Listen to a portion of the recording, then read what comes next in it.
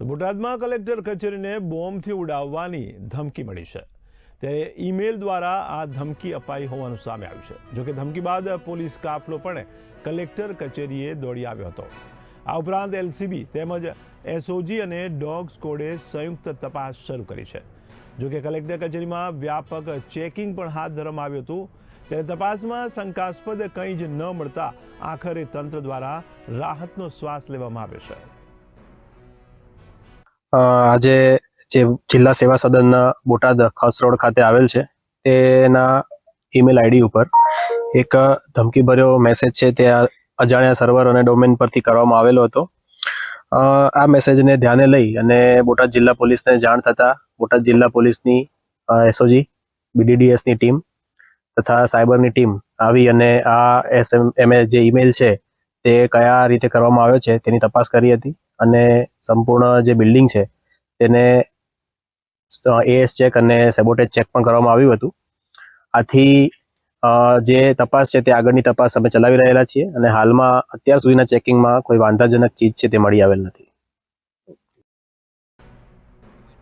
તો બોટાદમાં કલેક્ટર કચેરીને બોમ્બથી ઉડાવવાની ધમકી મળી છે। જે ઈમેલ દ્વારા આ ધમકી આપવામાં આવી હોવાનું જાણવા મળ્યું છે। જોકે ધમકી બાદ પોલીસ કાફલો કલેક્ટર કચેરીએ દોડી આવ્યો હતો।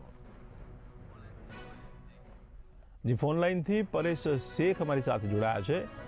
જી પરેશ, બોટાદમાંથી ફરી એકવાર આ ઈમેલની ધમકી મળી છે, તેને લઈને આપ શું કહી રહ્યા છો?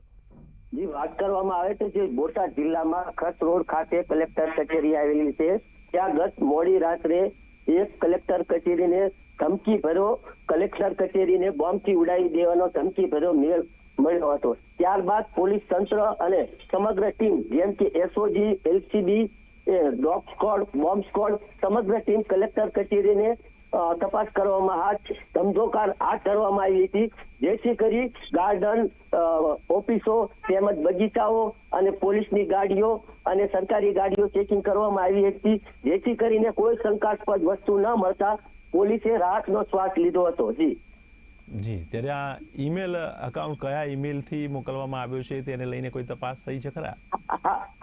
તે મુજબ ડીએસપી દ્વારા સૂચના દેવામાં આવી હતી કે હાલનો અત્યારે ક્યાંથી ઈમેલ આવ્યો છે અને કોને મોકલ્યો છે તે પોલીસ તપાસ કરી રહી છે। જી પરેશ, સમગ્ર માહિતી બદલ આપનો આભાર।